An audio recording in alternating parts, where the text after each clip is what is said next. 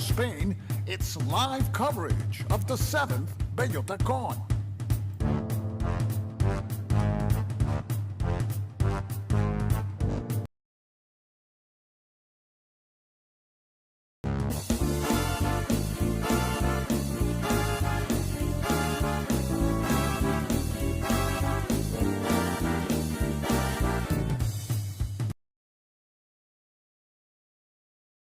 You by the fine hands of Señorío de Montanera.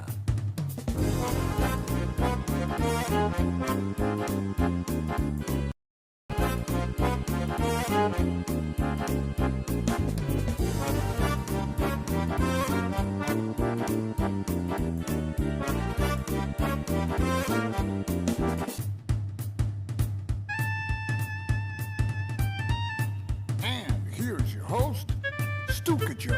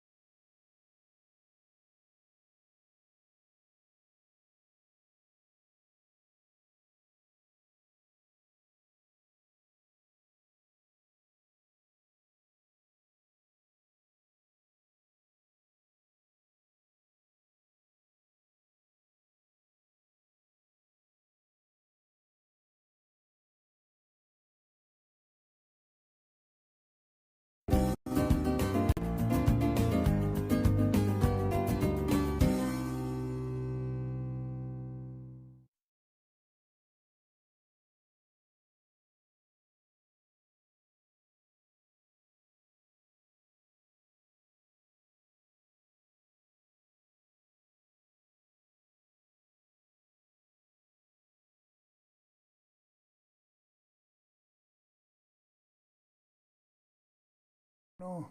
Y aquí estamos. Here we are. Welcome to this unannounced live stream about the Bellotacón. Let me take my monitors off because I'm listening to myself here. And we got Francisco Javier. He's then John Halley's also. Welcome everybody. Let me put this here. And we're directly from Badajoz, Spain. There's the Bellotacón, the 7th Bellotacón starts in 2 days, on the 25th, Thursday. It is currently 11:10 p.m. here in Badajoz, Spain, so that must be 6:10 p.m. in the eastern coast of the United States. And so I've been posting videos, but about my trip to Spain. And today we're going to do wargaming live stream. Is going to have to do something with wargame. I'm going to show you a couple of war games. We will be showing you 2 games that I purchased at, what's the name of the store? Juegos Atlantica. And those are games that you can't get, you can purchase them through the internet, but are games that are not. Great to see you. So before I show you the games, I want to show you something else. Normally, sometimes I bring t-shirts and also caps, baseball caps with logos, Stuka. This year, I'm going to be giving out these. These are acorn pins.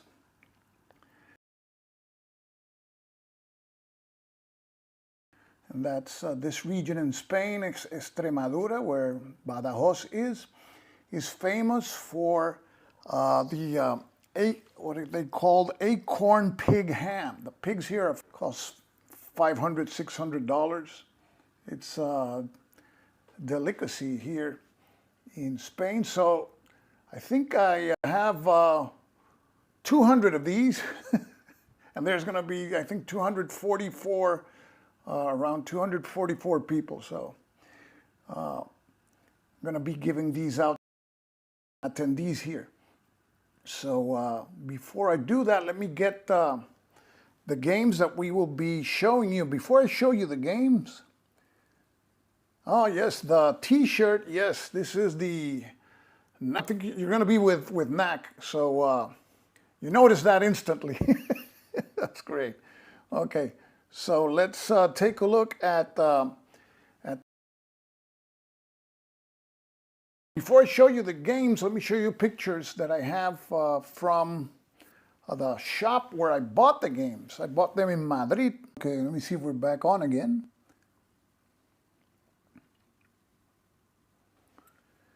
Okay, I gotta check. We're back on again.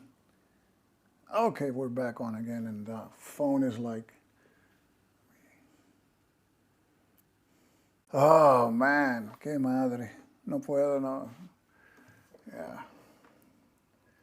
It's always flaky. Se fue a ajustar. Y aquí está, okay. Hotel internet is always flaky, so here we are again. Let me not move this too much. Okay. Okay, let me see. I'm back here again. I'm on. Okay. Otra vez. Okay.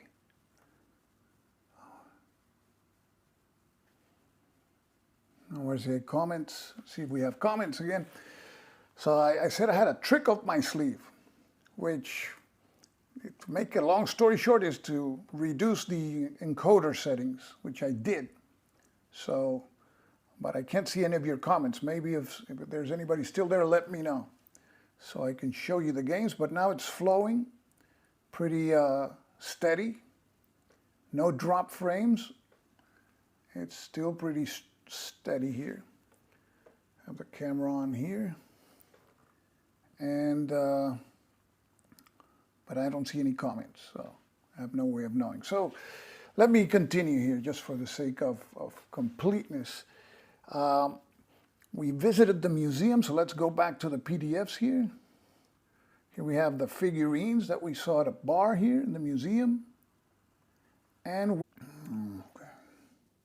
Check 1, 2, okay, again here. Again. Vamos a ver aquí.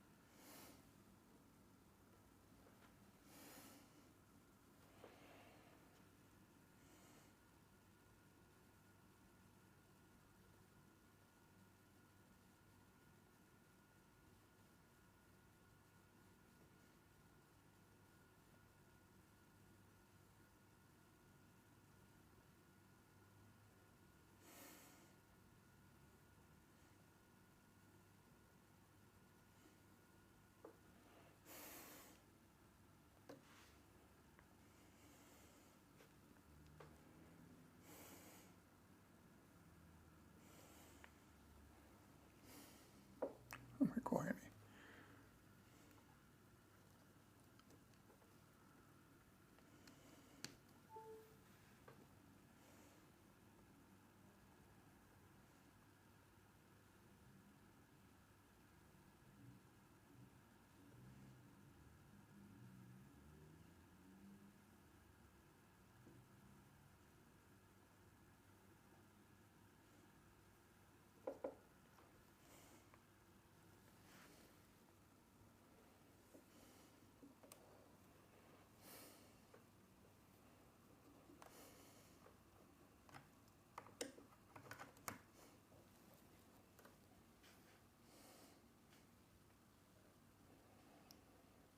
Okay, here we are again, back again.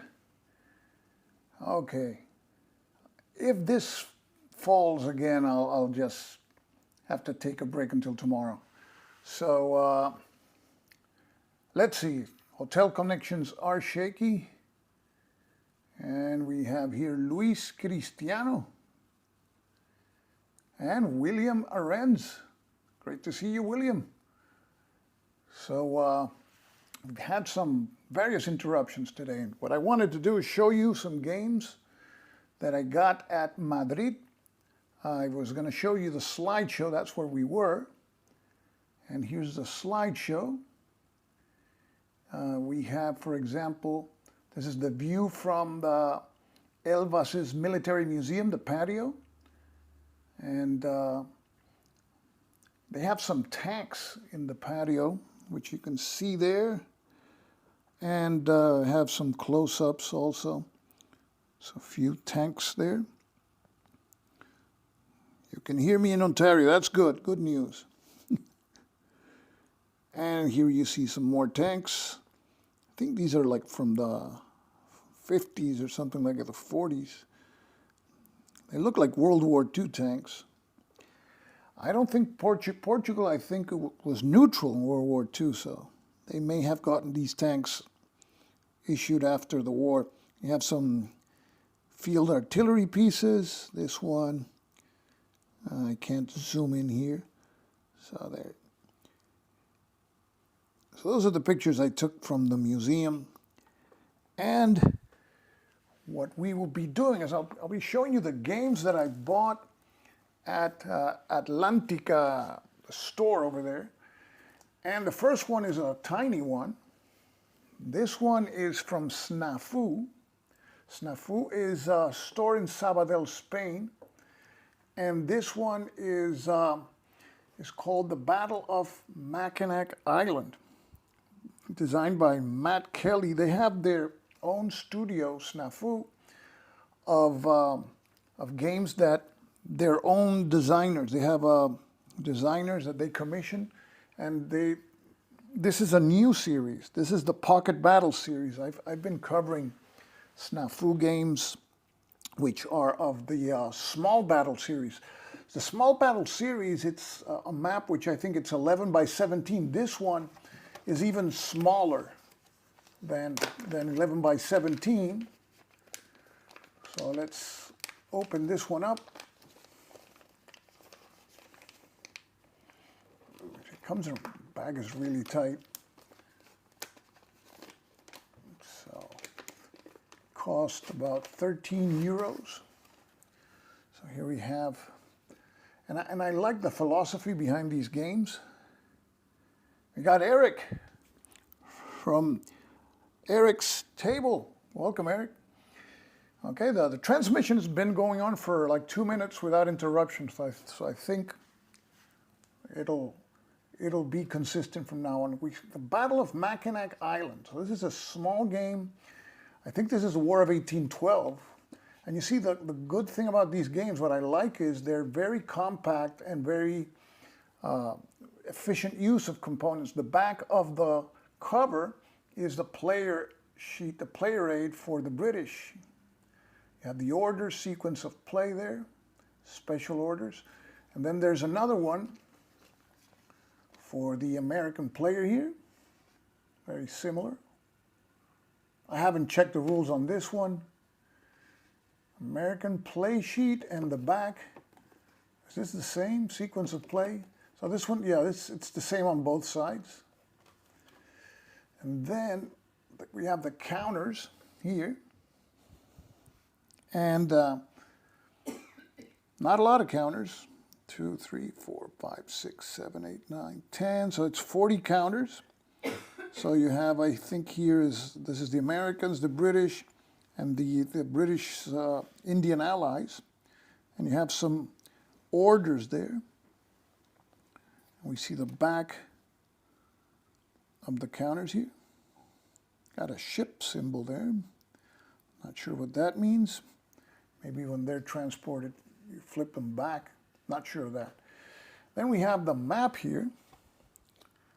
The map is very peculiar because it's not a hex map, or it's just a map where with some boxes, and you place the troops inside the boxes there. So you have the area for the Menominee warriors. So you got the Indians there, the British regulars in front. And then you have the woods to our right. 2 boxes for American troops. And there you have it. It's the battle. It's the War of 1812. We have the woods to the left. So it's woods to the left and right. I don't see any other boxes. What I see here is like an example of play. Let me get that out of the way so it's not confusing. So this appears to be the map, and there is a possible false report to British track there. So it's kind of interesting. And we have the rule book. Here we have the rule book. Table of contents. This is glossy paper, but it's a very small rule book. So there's also solitaire rules where you can play the American. So it's a 2-player game. There's solitaire rules. We have an example. So that's what you will see basically on the map. It's a battle game. And you have American orders, direct attack, attack woods to the left, attack woods to the right, move to woods, move to wing. Those are the American orders. You have artillery, officer bonuses. And here we have the British and Menominee orders. Musket fire, attack woods, move to woods, target officer. Interesting. So we got the 2-player rules, sequence of play. And here we see officer bonuses for the British and the Indian troops. A combat chart, like some summaries here in the back. And then we have the back of the British and Menominee play sheet. Has this has the like summary of rules. There you have false report. Can only happen once a game. Okay, and here you have an example of what the game looks like. 15 to 30 minutes, 1 to 2 players, low complexity. A turn equals 15 minutes. Squads and platoons.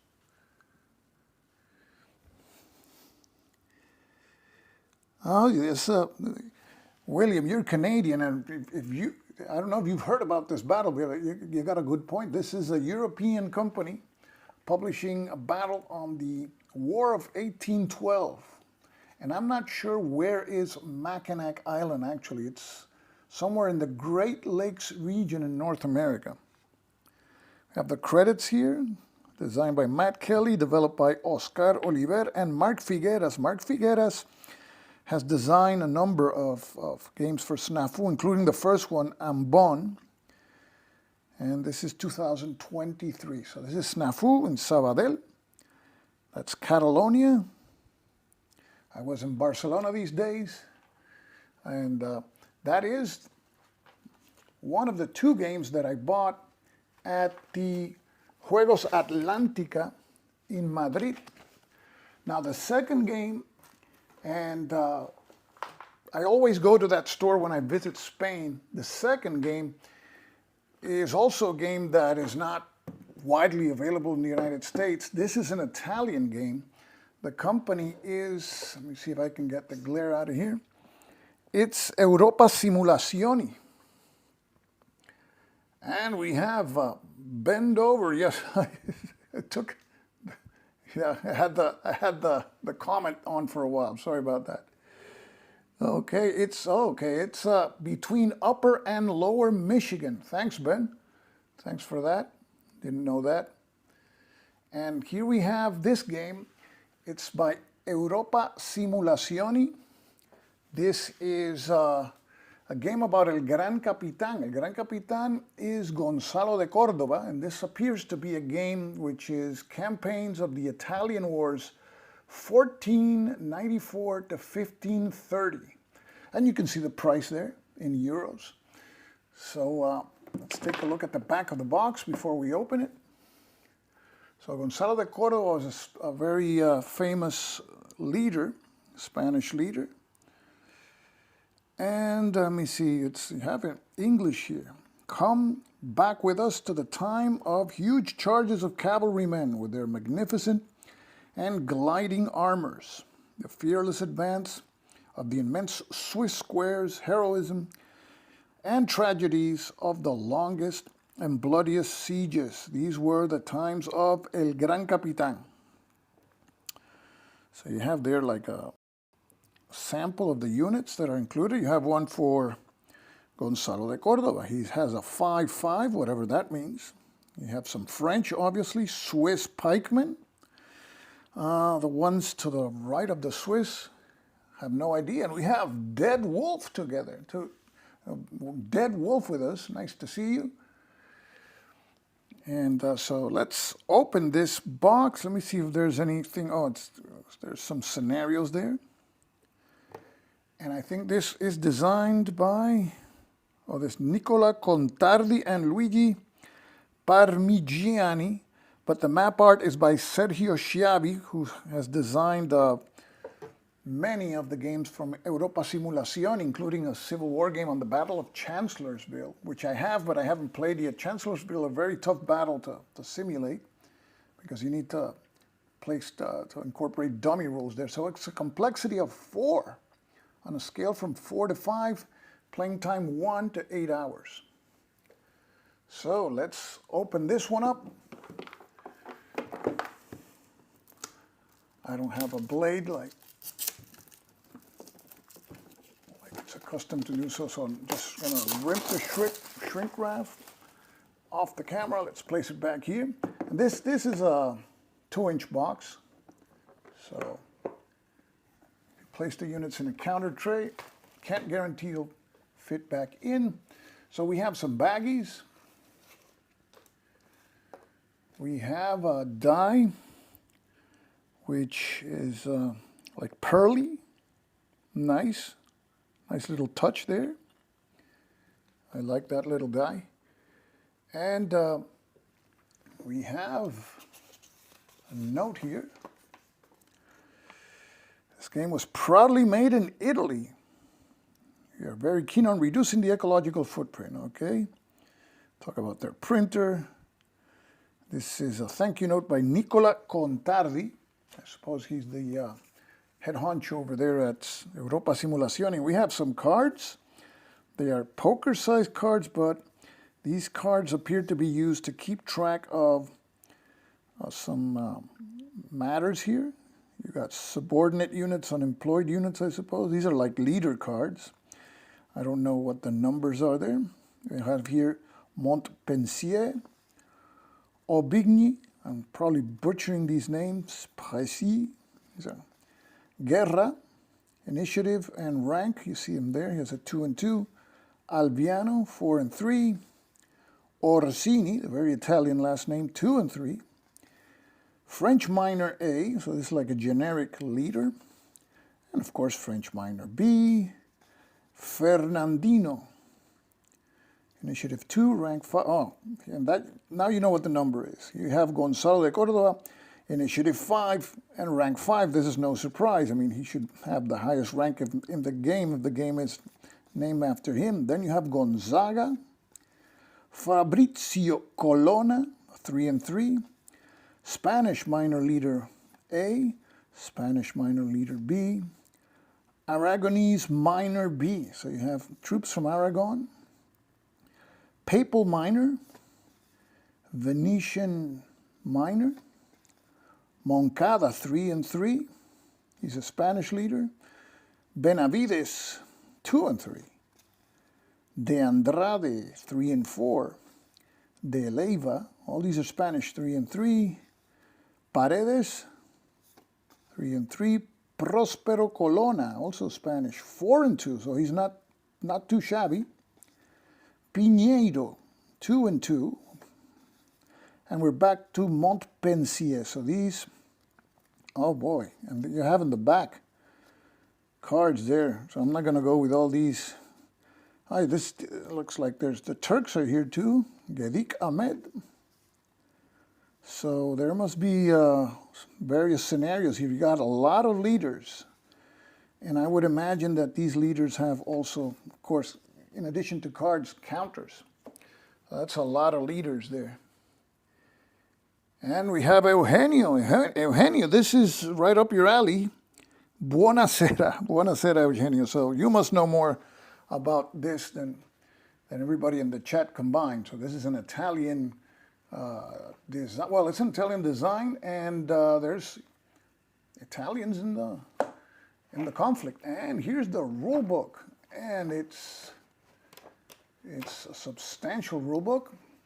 And for those of you who despise glossy paper, this one is not glossy paper. It's completely matte, very nicely done. I like the coloring there. So these are the Italian wars. See if I can zoom out a little bit here. Let's use this one. See if the camera wants, okay. So here we have a wider angle. The standard rules.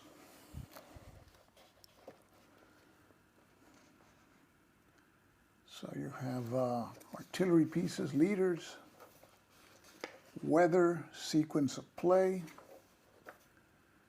It's pretty rules intensive. Standard rules go up to, we have supply, army organization and orders. So you're going to be issuing orders. Some activations. And here's stacking and consolidation.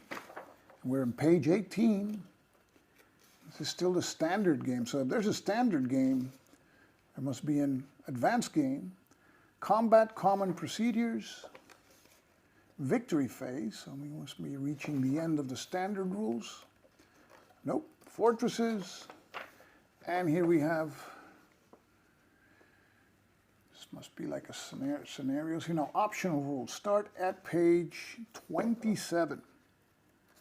And this is a picture of, must be of Gonzalo de Córdoba. Let me see. A big Gonzalo de Córdoba fan. Probably Javier, Francisco Javier, you must know about Gonzalo de Córdoba. So you got the optional rules here: reserve, earthworks, river, flank charge. Then we have the scenarios starting in page 33. There's, let's see what the scenarios are. Scenario 1 is Otranto, 1481. So I think this is an operational game from what I've seen so far. Scenario 2, Ferrandino's War. So you got various snapshots of the Italian wars. And the rules for scenario 2. See if we can get to flip that page. Then we have scenario 3. The fight for the Kingdom of Naples, 1502 to 1504. And we have Jezza 1, great to see you, from Manchester in the UK. We have an international array of viewers on an unannounced video. That's always great. And we're in scenario 3, and now we go to scenario 4. Lottery's last chance. I don't know if it's Lottery or Lotres. Last chance, probably Lotres, because I don't remember any British forces in this game.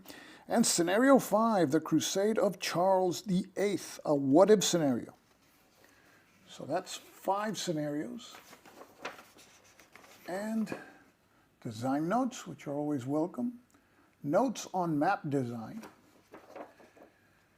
Our general index, bibliography, and we have a sequence of play at the end. And by the looks of this, this game could benefit from sequence of play cards. You never know. Let's see. And now we go to the counter sheets. We have one small counter sheet here.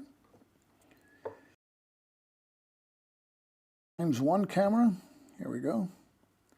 We have a first act, that's activation. So this is played with activation points. We have some Turkish leaders there. And disruption markers. Let's take a closer look here at them. Very colorful. Many times I'm not like, what do you call them? These depictions, these graphics, but these are well done. Because sometimes what happens, I don't have in the counter designation, a letter designation of unit type, and they rely only on the picture, and then they all look the same, and they're not. So here it appears to me that you have the pretty distinguishable, the pictures there. See the back of this sheet, more siege markers, charge markers, and you have conquer markers with the, this is a Spanish Aragon symbol. And that is our first counter sheet that we saw, which is the one which is like half a counter sheet. Then we go to our second counter sheet, which is a regular size counter sheet. And these are 1/2 inch counters. Let's place these in an upright position. So let's see, here we got the leaders. So one's on the French side, I suppose. Let's see if I can zoom in. Camera doesn't want to zoom in. So try it again. Doesn't want to zoom in, so I'll just bring it closer. We've got Charles, the other leaders there. Some crown symbols. Not sure what those are.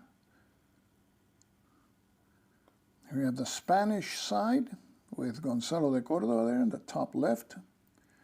You have the troops there. And we have these ones in green. Wonder what that flag is, not sure. We have the Swiss. I don't know if the green are the Aragonese, I'm not sure. And we have these that have like red and yellow. The counters look nice. And we see the backs here. So some markers, see the crowns there.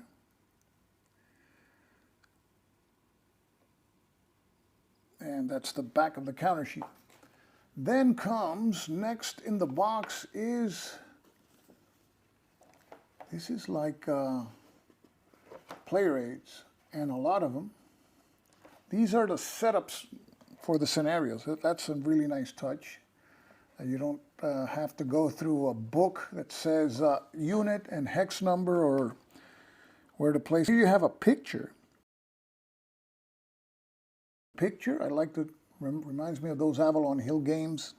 And then you just place the counters on in the hexes denoted there. There. So that looks nice.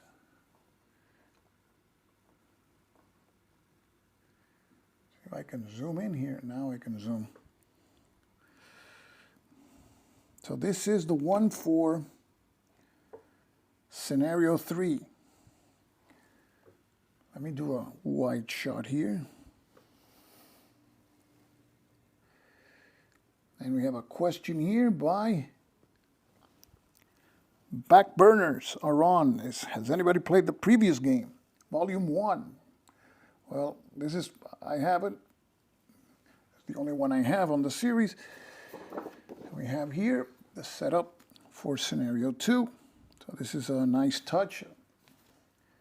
Anything that makes the game easier to play is always great. Here we have some tables. artillery fire table. So you have the artillery strength points, you roll a die, and there's some modifiers, so that's pretty standard. You have the cavalry charge table, and depends on the cavalry strength points, the same thing, roll a die. And I like the gray symbol there, charging cavalry lost in plundering, so they just can't contain themselves and you lose all cohesion, I suppose. It goes to hell and you lose control of your troops. So the backside, we have the terrain effects chart. And we have the types of terrain: clear, heath, I don't know what that is, hills, marsh, swamp, woods, mountains, high mountains. So there, take a close, secondary road and lake. Okay. Let's go back to the wide angle. So that's that play rate. Then we have the unit type effect summary. So this is how the units attack: infantry with firearms, Landsknecht, Swiss infantry. You have particular die roll modifiers that apply to unit types in combat. And there's also major combat. So there's two types of combat up here, apparently. And we have the use of administrative points, questions and answers. So you have some questions there that appear to pop out with some frequency. In here we have a unit chart that tells us, for example, the unit French Gendarmes, F, Q, and R. I wonder if Q must be quality. R, I have no idea what that is. So you have that chart here. Definitely, they went out of their way with play rates. Here we have our turn record track. I always like the turns denoting something, not turn 1, 2, 3, 4, nothing else. Here you start in January, March 2, May 2, July 2, September 2, then February 1. Interesting. And we have the year of the campaign. So depending on the scenario, you have a different year. So you have all 1, 2, 3, you got 4 scenarios there. The fifth one was the hypothetical. And we have the weather table. So that's pretty straightforward. Roll a die and cross-reference with a month. And you mark the weather there and the administrative points. Then in the back of this one, you have major battle flow chart. So here's how you resolve your major battles. Designate attacking defending forces, reorganization, battle initiative, and deployment of Capitani. And then from there you go here. Vanguard fight, main body fight. So you have a flow chart, and so I suppose battles are pretty involved here, just based on that. Then we have another player rate where you have the attrition table.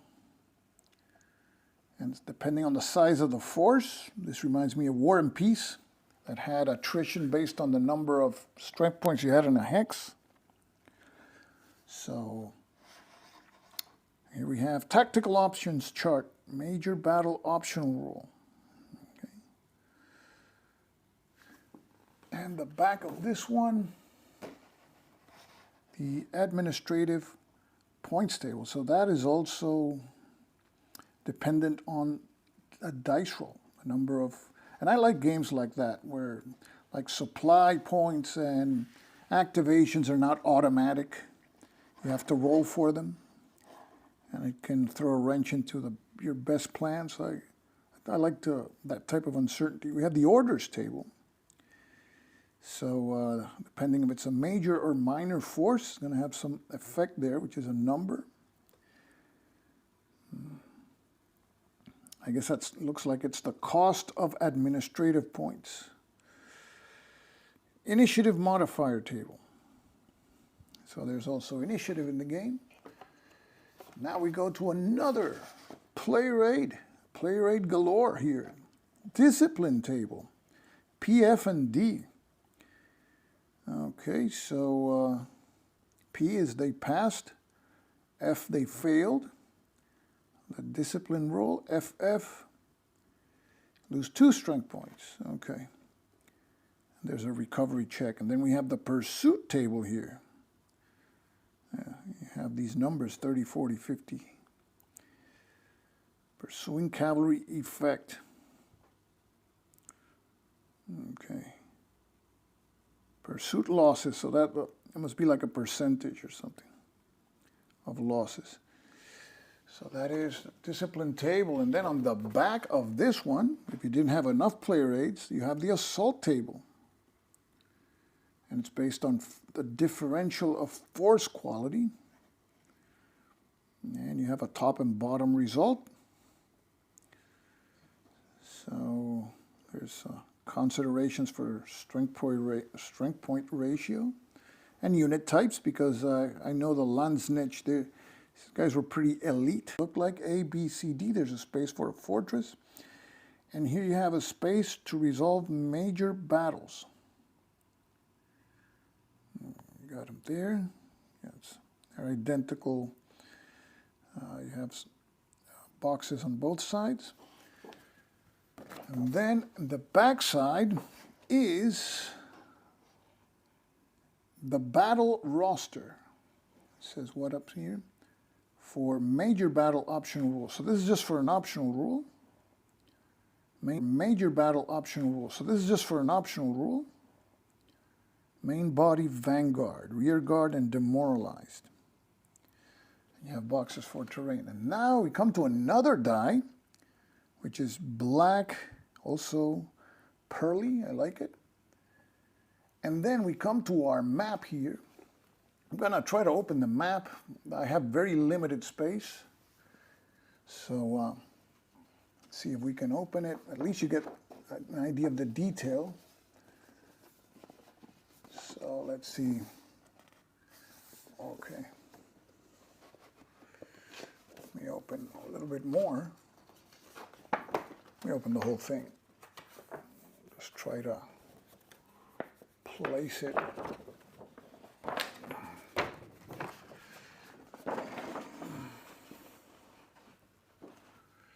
Okay, let's see if we can get a... So you see the Italian boot here, the heel here. So it is definitely looks like an operational game. And let's close in a little bit here. See the detail there? The hills and the mountains and the higher mountains in dark brown. See rivers, towns there. And it goes from Reggio, which is down here, has the front of the boot. Taranto, I suppose, is around there. And it goes all the way to up here. So I can get it straight. It goes up to Rome. There you see Rome. It's a very nice map. You have some holding boxes there. For some princes. It's a very unique kind of map. It emulates like the old maps of the 16th century. And that is everything that comes in the box of El Gran Capitan. If you like player aids, this game is for you. I've never seen so many player aids for a 2 counter sheet game. So I think they really went the extra mile. And the whole idea of a player aid is to make the game easier to play. Whether it is actually easier to play, that remains to be seen. And I'm putting everything back in the box. And there we go. That's El Gran Capitan. And we've been in here for, we have a 3% drop.